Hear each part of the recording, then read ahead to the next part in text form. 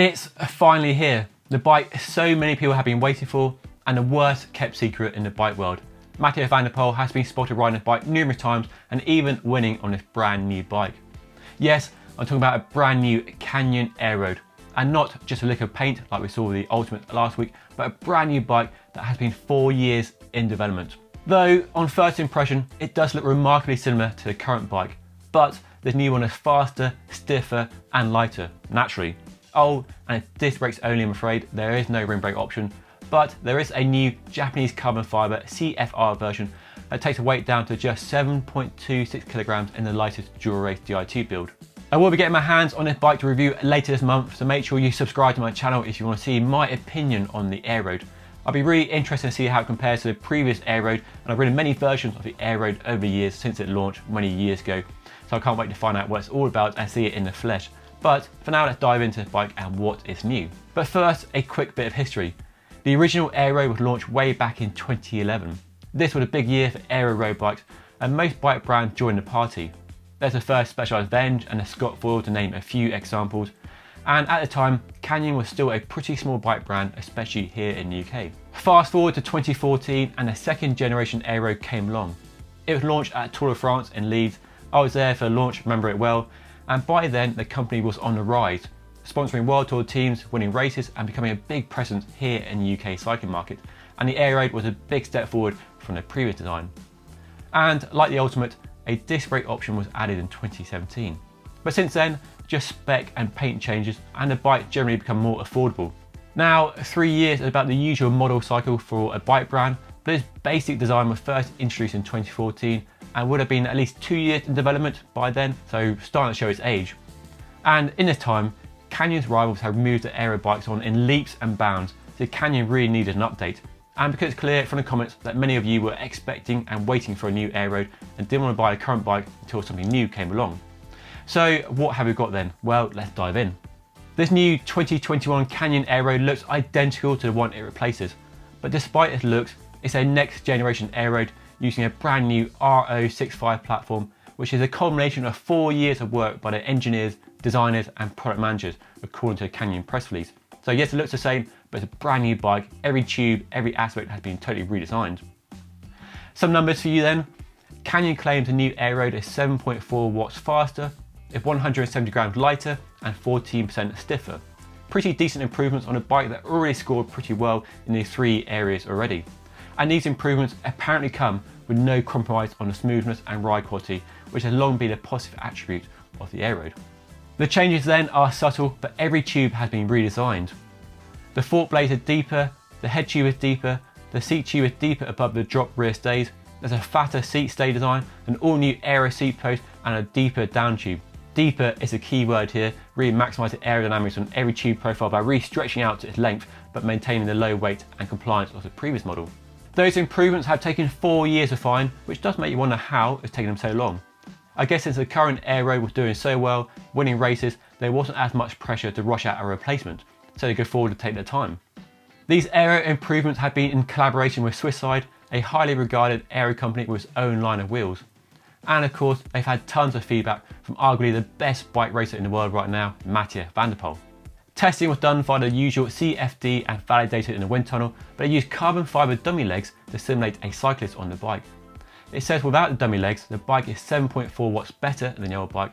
With the dummy legs, the improvement dropped to 4.4 watts, but chuck 2 water bottles onto the frame and the aero improvement jumped back up to 5.4 watts. So don't forget your water bottles on the new Aero, seems to be the key thing. Canyon had a clear target with the new bike, and that's to do better in the famous Tour magazine from Germany.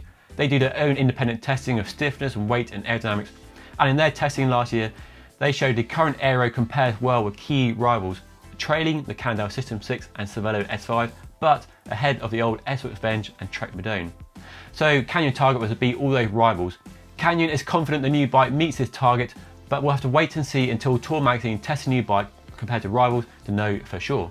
A big change for the bike is fully internal cable routing, which is so on trend right now. Canyon reckons external cables can cost up to 3 watts in extreme cases. So we have a brand new handlebar, which is the reason behind the weight savings as well as the aerodynamic improvements, and it's 37 grams lighter. That's mostly due to getting rid of the Di2 junction box port that was underneath the old handlebar. The downside to one-piece handlebars is they can be a nightmare when traveling or selling bikes in boxes, as Canyon does. So it has developed an ingenious solution. The handlebars fold in half. I know, crazy, right? Okay, they don't actually fold in half. The ends of the handlebar come out so the bike fits more easily in a bike box or bag. As well as being easier to pack in a bike box or bag, another bonus is you can customize the width of the handlebar, so adapt the bike better for your requirements. This has long been an issue for Canyon customers. You can't just go to your local bike shop and swap the handlebar. It's not that easy.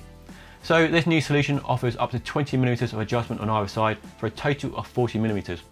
According to Canyon, a standard 410 bar can be expanded to 430 or reduced to 390, depending on your preference for wide or narrow. So that's pretty neat, but it's not all. To make height adjustment easier without cutting the steer tube and lots of ugly spaces, it has brought back the twill stem from the olden days. Yes, it really has gone retro. In simple terms, the steer tube is split into two, with a narrower diameter on the top of the fork and a wider diameter on the stem, and they overlap each other. And then there's a wedge inside with a clamping screw that presses onto the fork insert and holds it all in place. Then when you change the height, you can add up to 15mm of spaces below the stem, all without trimming the steer tube.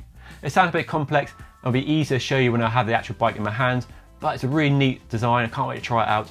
So you have a handlebar that can be adjusted for width, narrow or wider, and a stem that can be adjusted for height by 15mm, so quite a wide range of fit adjustment and getting around the inherent drawbacks of a one-piece integrated handlebar. There's also a new seat post which is more aero than the old design, but just as compliant according to Canyon's claims. Now this new Aeroad will come in CF SL and CF SLX levels as before, but now includes a range-topping, fancy Japanese carbon fibre CFR version. It's only the top two levels that get the fully internal cable routing. The CF SL uses the old handlebar with external cable routing. So if you want the new Aeroad with the fully internal cable routing, you need to be looking at the CF SLX or higher. In a really interesting move, the geometry has actually been dialed back a bit, so it's shorter and higher. A size medium, for example, has a 9mm higher stack and a 5mm shorter reach.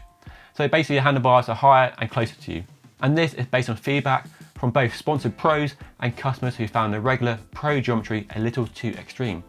But if you like it extreme and slammed, there will be a flatter stem option available, which the pros are currently testing. Another change is a reduction of the chainstay length by 5mm, down from 415 to 410, following the change when it introduced disc brakes. That then was the minimum recommended by Shimano at a time when disc brakes were newfangled things in the road market.